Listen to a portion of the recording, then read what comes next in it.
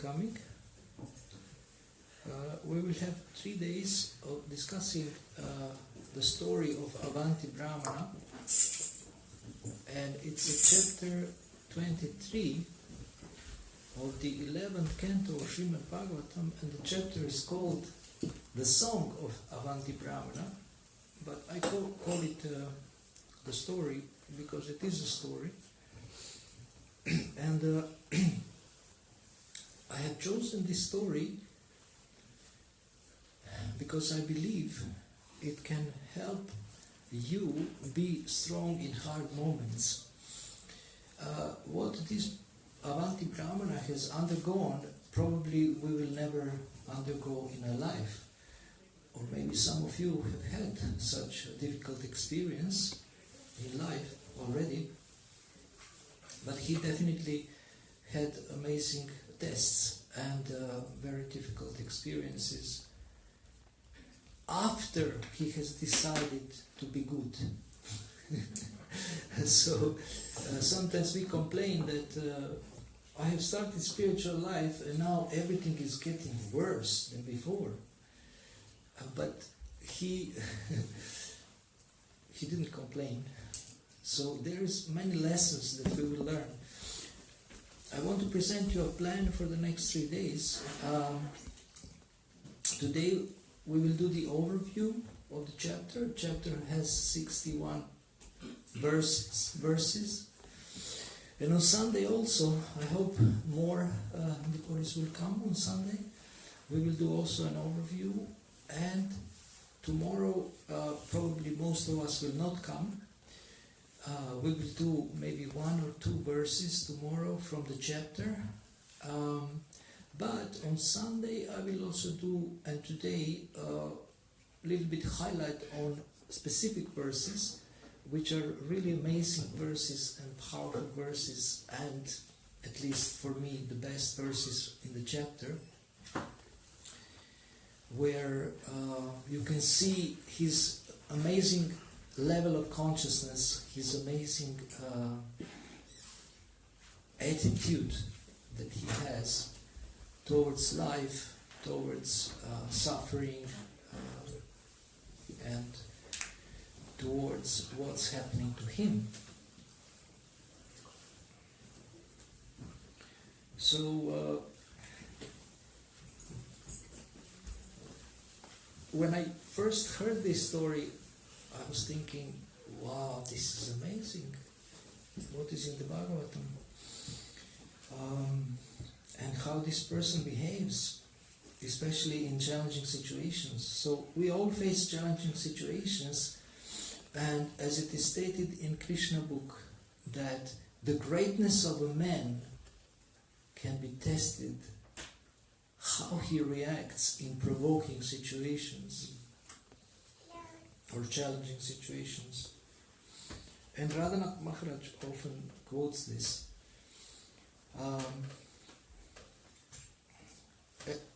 We read stories from devotees and other people. Now on the internet you can find so many stories about people who have gone through something that we could never even think of, what to speak of go through.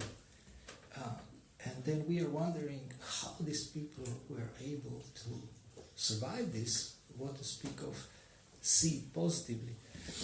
So this is one of such stories where it's practically incredibly impossible how his perception of what's happening to him. So some people say, maybe psychologists, or they say that, or self-help gurus, they say that if you change your perception, then everything changes, how you see things. One person can see something in one way and another person in another way. There was a businessman in America who sent a representative to Africa to see if there is a market for shoes. And he said he went there and looked at people and do a market research and called his boss and he said, "Sir, there is no market for shoes here because everybody goes barefoot." So his boss was scratching his head because he was hoping to open a new market and new business opportunities in Africa. And he said, okay, and he was thinking, let me send another representative, maybe he will find something. So he sent another man, and he was delighted. He called back, very happy, and he said, "Boss, there is a huge market. Nobody has shoes." There is a huge market for shoes. Nobody has shoes. So where one person has not seen the opportunity, the other has seen the opportunity.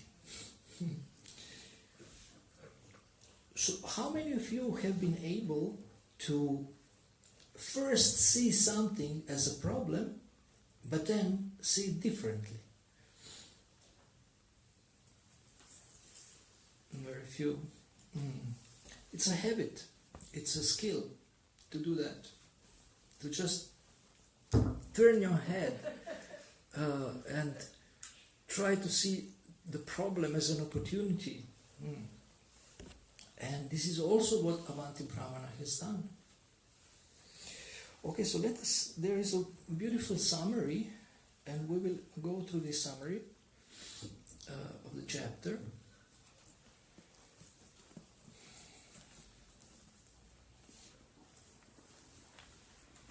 It's chapter 23, 11th canto. You can find it online in English.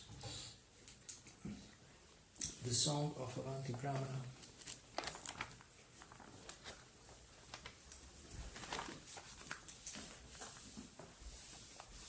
This chapter tells the story of a mendicant sannyasi from the Avanti country as an example of how one should tolerate the disturbances and offenses created by evil persons. The harsh words of uncouth persons pierce the heart even more severely than arrows. Yet a mendicant Brahmana from the city of Avanti, even while being attacked by wicked men, considered this trouble to be simply the consequence of his own past deeds and tolerated it with utmost sobriety. Previously, the Brahmana had been an agriculturalist and merchant. He had been extremely greedy, miserly, and prone to anger. As a result, his wife, sons, daughters, relatives and servants were all deprived of every kind of enjoyment and gradually came to behave unaffectionately toward him.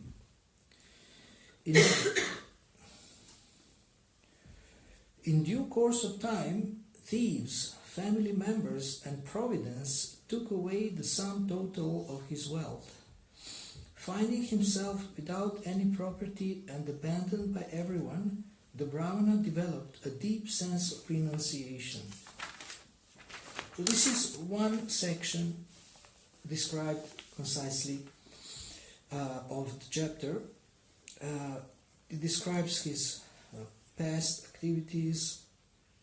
He was collecting wealth but not using it, even for his own enjoyment, what to speak of enjoyment of his family. He wouldn't give them anything. He wouldn't use it himself. And sometimes they say, what you misuse you will lose, or what you don't use you will lose. So he was in this second section that he didn't use and he lost it. The Providence was there. Also government came in, and all kinds of amazing things happened so that he can lose everything, and the result was that he developed a deep sense of renunciation. So you see, he was forced to renounce because he lost it. So to become renounced, to have this sense of renunciation.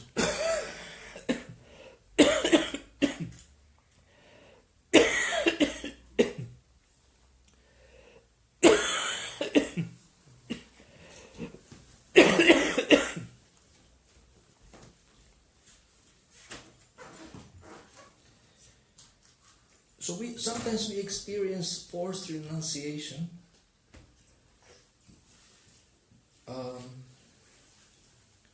For example, you may.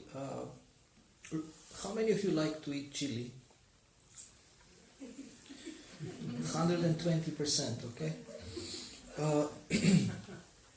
So you may go to a doctor, and he can say that please stop eating chili. It's not good for you. But you say, "What I can't help. I have to do it." You continue eating, and then at one point your stomach says, "No, it's finished," and you get something. You know better than me. Some of you are doctors. You get something that no question of chili, black pepper, or ginger, or sour things. Anything strong you have to avoid. So it's forced renunciation.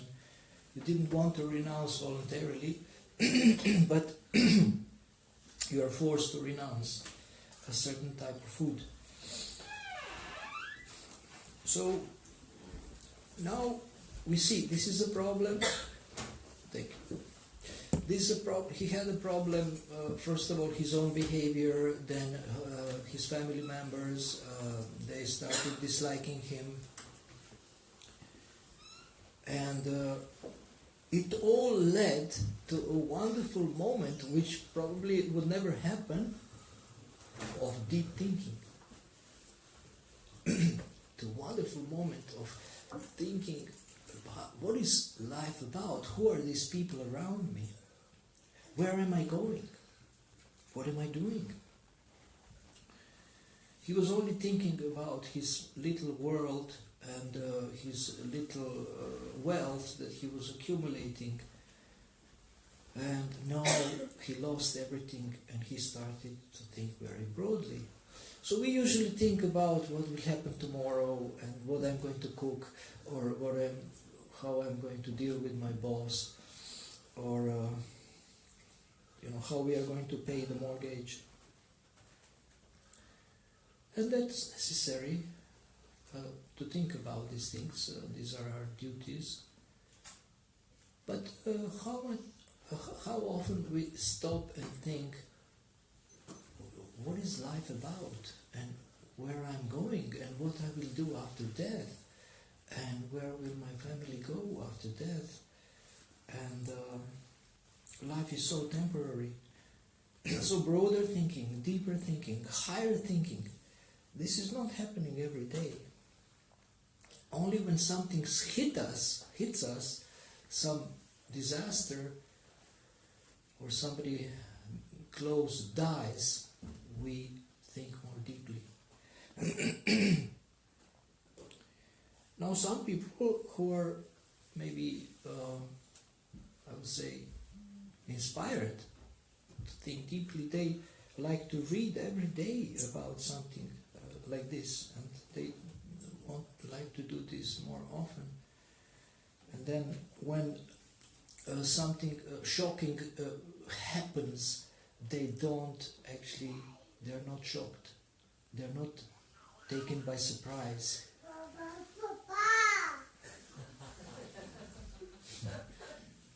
A new generation.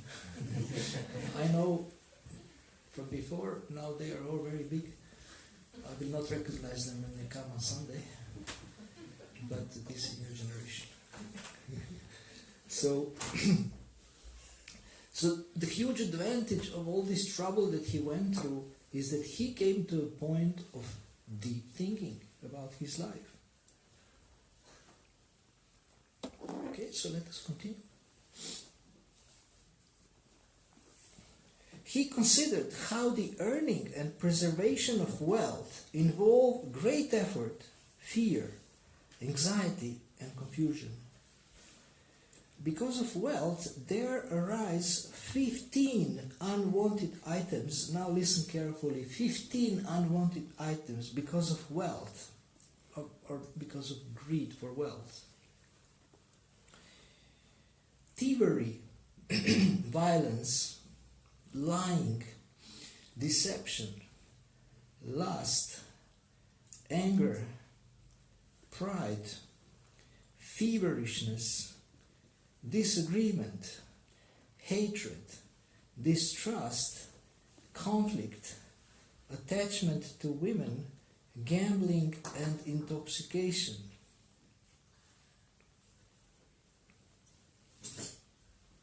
Now, when we think of wealth, we think, maybe you don't think like this, but people in general, that if I just get some more wealth, all my dreams will come true. I can buy a ticket to a holy place. I can buy a nice silk dhoti or sari. I can be more spiritual and more beautiful and spiritual if I have more money.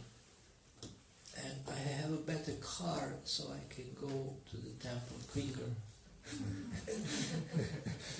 And better altar, better quality incense, better spices from the best vendors in India, and everything better, high class.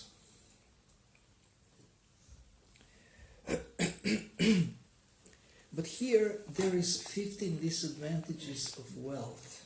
So, so when people think of wealth, they don't think about these 15, but they come actually whether we want it or not. And now we come to an amazing point in the chapter, or in Avanti Brahmana's life.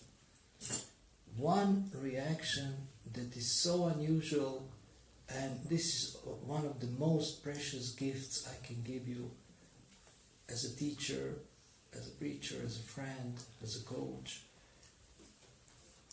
So, please listen carefully. Now, we are just speaking that he was in trouble, and now listen to what he said.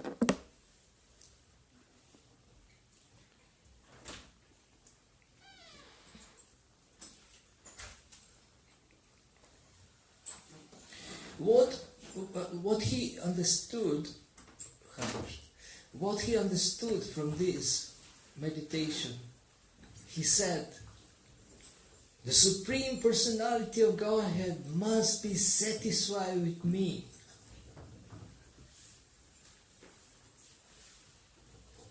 Now, this is strange. We know he is in trouble. We know he lost everything. And now he is saying, God must be satisfied with me. How come? What do you think? Dear devotees. Yes? So all the 15 problems that he had came with wealth, it's all gone.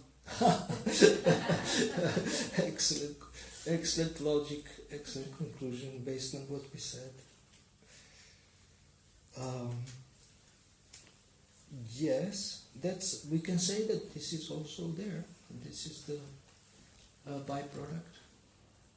Anything else? By losing everything is get closer to Krishna. Okay. Yes, yeah.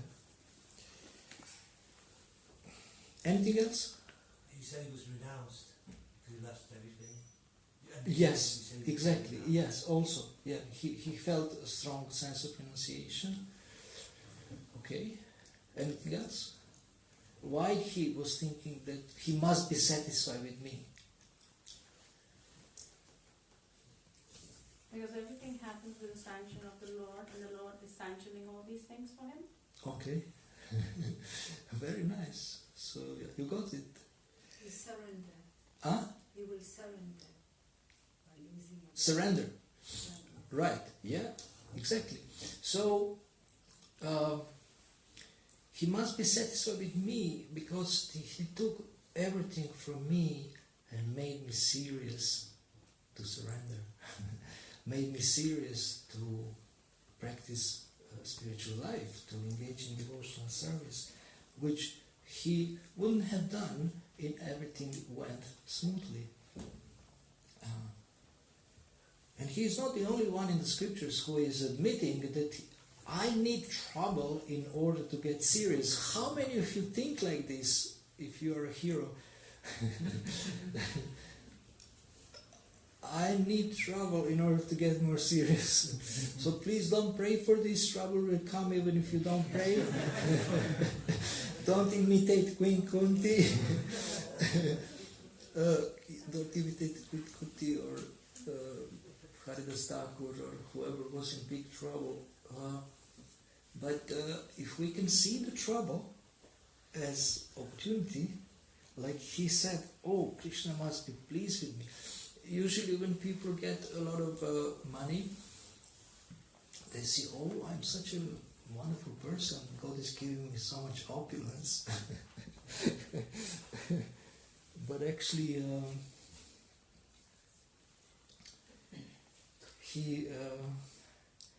he was thinking that because God is taking away everything, He's so kind to me. And yesterday I lost, missed 12:30 coach to Manchester. The megabus gentleman wouldn't let me because I couldn't open my ticket on my phone because the internet didn't work. And I was thinking, tomorrow I'm going to speak about Avanti Brahmana. So how can I apply this? Now there is 2 other hours. I was in bed for 7 days, very exhausted. It's cold there at the station, always, Victoria Cold Station, quite fresh. So I was thinking, how can I make sense out of this? Actually, okay, I tell you another story from Switzerland. Recently I was in Switzerland and one devotee kindly bought me a ticket for a 300 kilometers per hour train. How many of you have had a ride on that train? That kind of train? You have the speed train here? No? Okay, in Switzerland, in Spain, and maybe in Italy, in France, they have these trains that go like 300 kilometers per hour. When you look through the window, you can't see because it's just flying, everything. All these, 150 cars which passing on the road nearby, you just beat them. They're just nothing. So he bought me a ticket. It was winter, January. He kindly bought me. I wanted to go with some Flixbus, cheap, like 30 euro or 25. But he paid I don't want to tell you how much he paid. And I was thinking, I'm going to go have a fast ride to Zurich from Milano. But there was snow. So it was going only 80 or 90 per hour. Okay, you are laughing, but actually the train was late, hour and a half. So my friend who was waiting for me, and he's working until 5:30, so he was waiting, he's tired, he couldn't wait. And he also waited on a wrong platform. So he left. And I came and I was thinking, no problem, it's Switzerland, there is free Wi-Fi everywhere. I take this Vodafone and say, I'm gonna send him a message that I have arrived and let him pick me up. But in Switzerland, if you want to use free Wi-Fi, you have to have a Swiss mobile. So everything is under control. So, and I don't have a Swiss SIM card, and so I couldn't. So I was in trouble, alone, it's cold, I'm tired, he's not there, temple, I have no idea where it is. Maybe it's not so far, but I don't know how to get there because I was always picked up. And I was thinking, let me wait, maybe they will arrive every minute. And it went, this waiting went on half an hour. Nobody appears. And I said to myself, it's better now to go back to my seminars, where I tell people, don't wait for luck, but create it. Be proactive, take initiative. And so I remember the Bible. Ask and it shall be given to you. So I went from shop to shop, and actually not shop to shop, I was passing different shops and looking at the people there and kind of thinking who could be a possible help, because some are very busy, some have a dark face, some are morose. So, and I entered it's called K Kiosk. It's a newspaper, newsagent, cigarettes. And I went to the counter, and one lady was really frantic, so busy. There was like 3 customers, but she was just, okay, running around like there is 300. So I said, I'm not going to bother this lady. And I turn around, and there is a sweet, blonde little girl, smiling. She's selling electric cigarettes. And I approached her and I say, I need internet. And she said, oh, we have this package. And she goes with the box, says, this is very cheap, very good for you. I said, no, I don't need a contract. I need just to send a message to my friend. And she said, no problem. I give you my hotspot. Really? Okay. So she gave me a hotspot and I sent a message. I told him I'm here. He says I'm coming. She said, I'm working until 11. If you need anything, come back. And I thanked her and I gave her a Maha Burfi from Villa Vrindavan. And I said, I will surely come back. And when I went out, I realized I didn't agree with him where we will meet, because station is huge. Station is huge. So I came back to her and I said, can I do it again? She said, sure, you already have my password inside in your phone. And I told him, I will wait you there near the taxis. And I came back and I said, when are you working? She said, next Monday. And I said, I will come. So if he waited for me, I would never meet her. She was such a wonderful person. But listen what happened later. This was a problem. My problem became an opportunity. So when I came back in 7 days, she didn't believe that I came back. She said, you came back? So she was so happy that she jumped on me and hugged me. But she is very small. She is like this. I mean,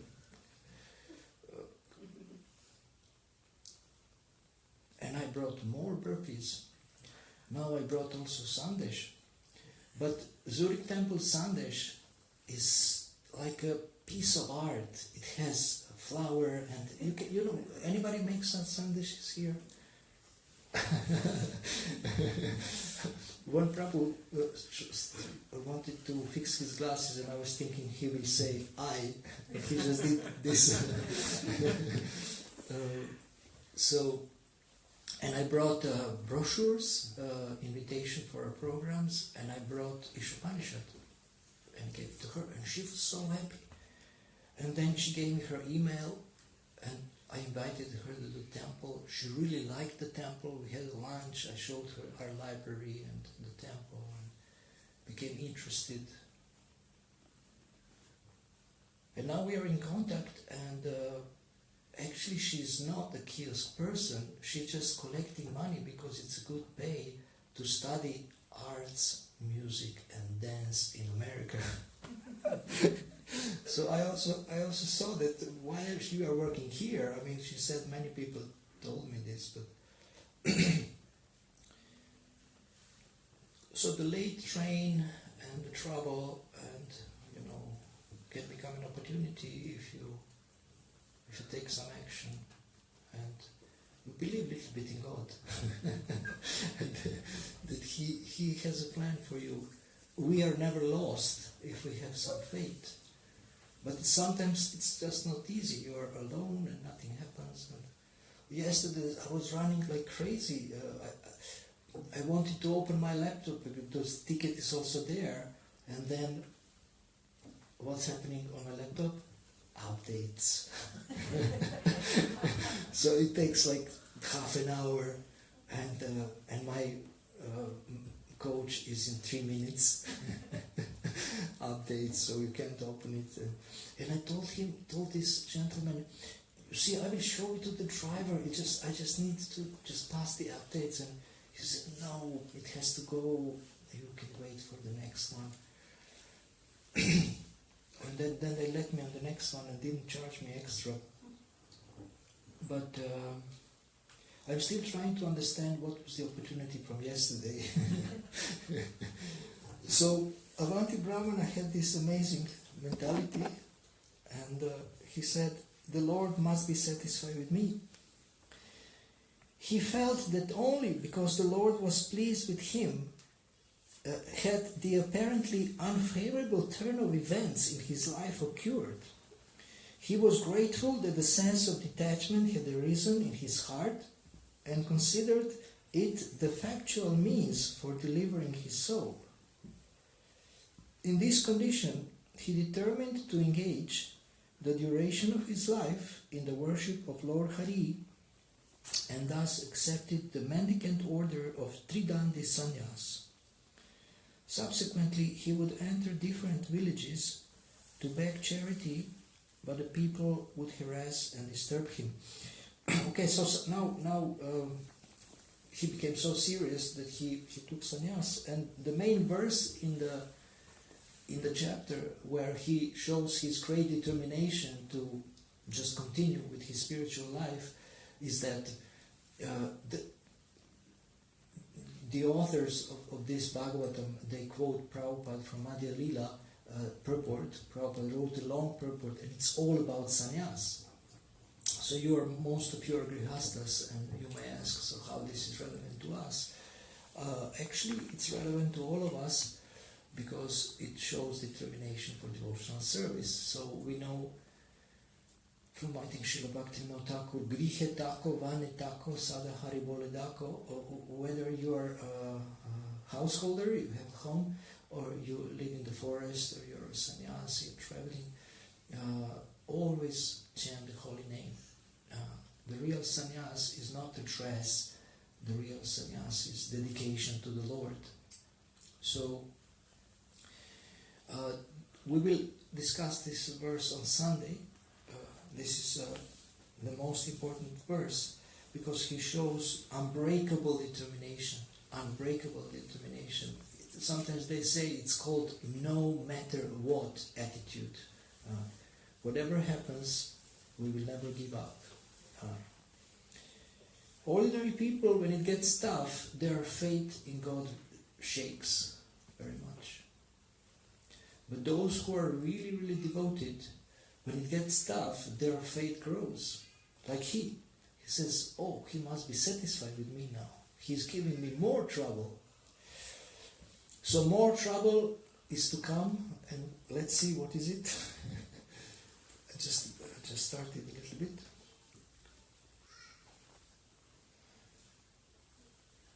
He would enter different villages to beg charity, but the people would harass and disturb him. But he simply tolerated all this, remaining firm as a mountain. Remaining firm as a mountain.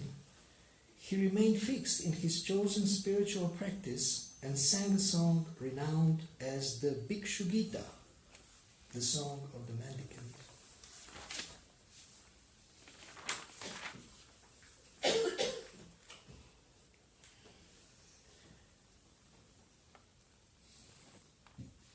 So now that he has become serious, his trouble started, his bigger trouble. People would provoke him, they would call him names, they would spit on him, urinate on him, tie him up. The most difficult is verbal torture. Physical, maybe we can endure, but this verbal, you are a cheat, you idiot, rascal, you feel like revenging, but he just couldn't be shaken. So, also in the 10th canto of the Bhagavatam, in the chapter description of autumn, there is a comparison of a devotee to a mountain, steady as a mountain. Nothing can shake him in his devotional practice and his faith. Neither difficulties nor pleasant things. Now, Avanti Brahmana was tested by pain, and he endured. And there was another person in the scriptures who was tested by something more difficult, and that's pleasure. Who was that? Prahlad. Prahlad was tested by pleasure? How? Prahlad was tested with punishment. With pain, yes. Pain. Yes. So who was tested by pleasure, offer, enjoyment? You know it. Maramar is it? Who? Is it Maramar or Sulapata? Ma? Maramar? Marama. In temptation. Marama? He says Marama. Forgive me, sorry. I'm sure you know. Haridas Thakur. So maybe more difficult test is when you are tested by offer of enjoyment. It's easier to forget the Lord. So he was 2 times, he was tested by Maya Devi herself and also by a prostitute. And to say no in such situations, you must be a spiritual hero. So Haridas Thakur was up to the task, and he said, he didn't only say no, but he converted the prostitute into a wonderful devotee. Let's see what else we have here. Neither mortal persons, the demigods, the soul, the ruling planets, the reactions of work, nor time are the causes of one's happiness and distress. Rather, the mind alone is their cause, because it is the mind that makes the spirit soul wander in the cycle of material life. So this is one of the most important verses mentioned in the introduction. This is his conclusion. These people are not the cause of my suffering.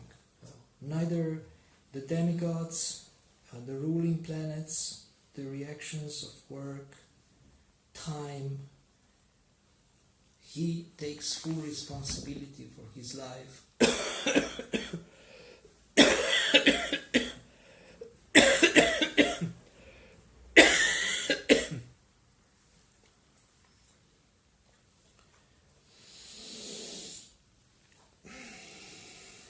You also take a deep breath.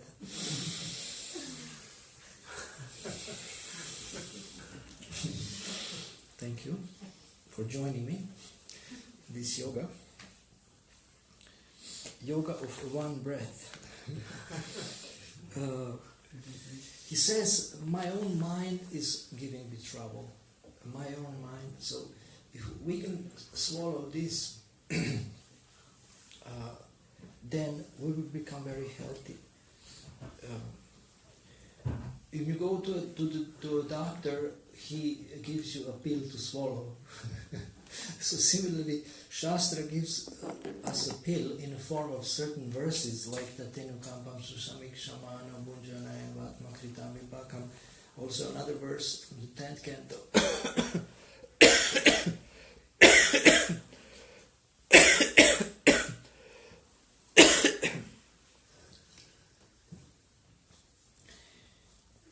People say when you cough that you are not expressing yourself enough, but I'm talking all the time, so I don't know how it's true for me. I'm expressing myself too much. So,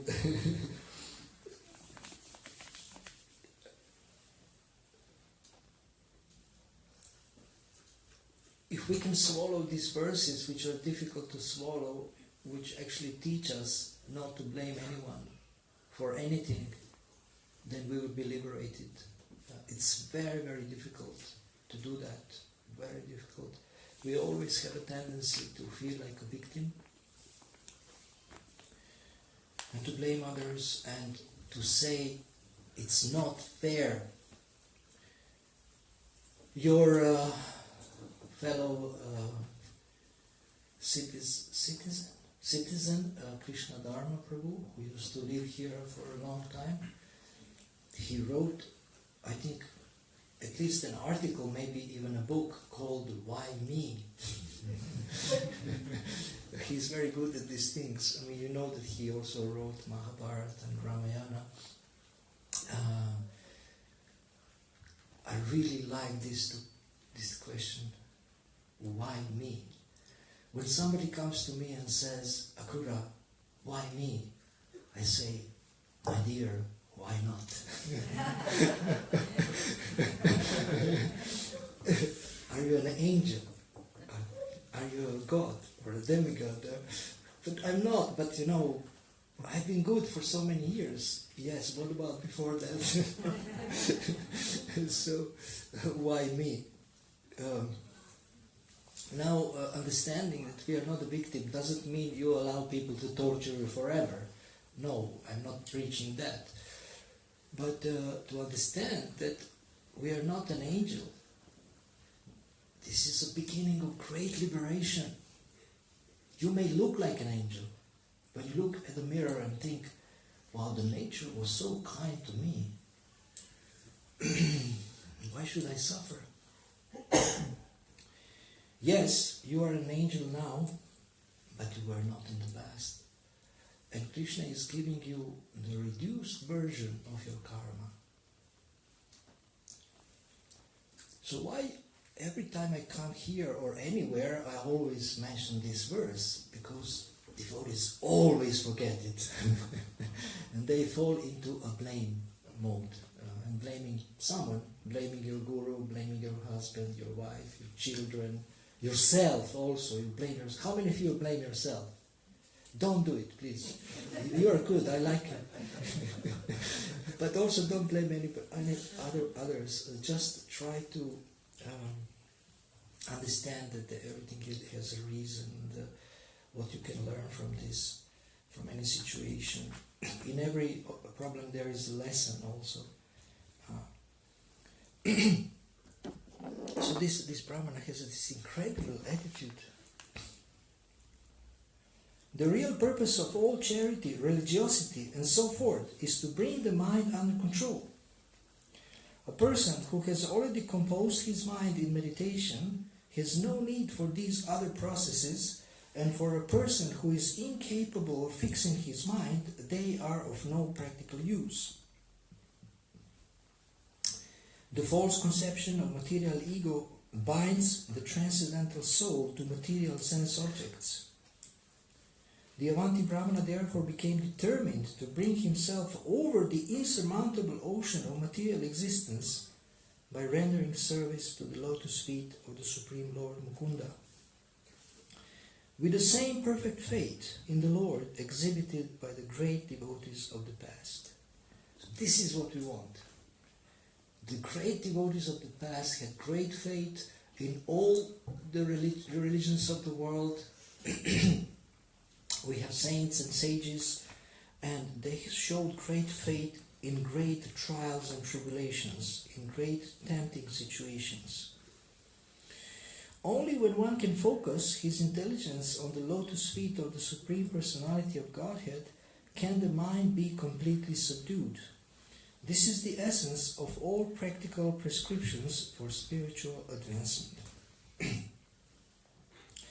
So we are on time, and this is the overview of the chapter, and I mentioned one verse, which we will mention again on Sunday, and we will mention one or two more verses, which give a little bit more insight into what Avanti Brahmana said. Thank you very much for listening. I hope this was useful to you. And I can take only maybe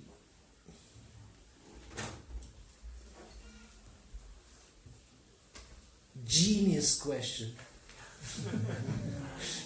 Only genius question. This is a simple question. Yes? How can you not, I mean, I know there's a term that says you always give, it's a scapegoat. You always blame people for what happened to you. But in real life, I mean, other people do. You may be innocent and other people have done something to you. So how do you not able to blame that person who's done it to you? How can you not say, oh, I was okay, I live a clean life, it's a simple life, I do good to people, I'm humanitarian. So how could that person do it to me? I would have been okay, or otherwise, things would have worked out for me the normal way I expected it to be. So in some cases, it's difficult not to blame other people for the actions they've done to you.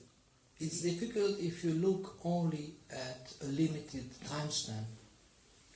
And that's from the time you started doing good to the time it happened to you. If you look like this, it's difficult. I don't know how would I explain it to myself if I wouldn't learn from the scriptures that there is broader perspective to everything, especially to the law of cause and effect. So we can ask this question for anything, like why a small child which didn't have time to become a rascal has to die suddenly, be run over by a car or something. We can ask this question, where is the justice in the universe? Where is God? Where is so many things? But if we understand that nothing is an accident and every effect has its cause, and that the person who looks innocent is actually maybe innocent now but was not innocent in the past, and there is still this scientifically described reactions that are accumulated in the heart. In the scripture there is a scientific description of how these reactions are taking place, how they are maturing, how they are staying in the heart. And I can give you references from Bhagavad Gita and Nectar of Devotion if you want to study this, from Padma Purana. Then everything makes much more sense. And it doesn't mean we should just, let somebody torture a child, or just watch that somebody When you is say I torturing your child, is that child responsible for that torture? misusing their position or their power. So we can understand it in the broader perspective, then it makes sense. Otherwise, it doesn't make sense. I would be confused. I would have doubt in everything, in the universe and things like that. Okay. Thank you very much. Hare Krishna. Hare Krishna. Srila Prabhupada Ki Jai. Jai.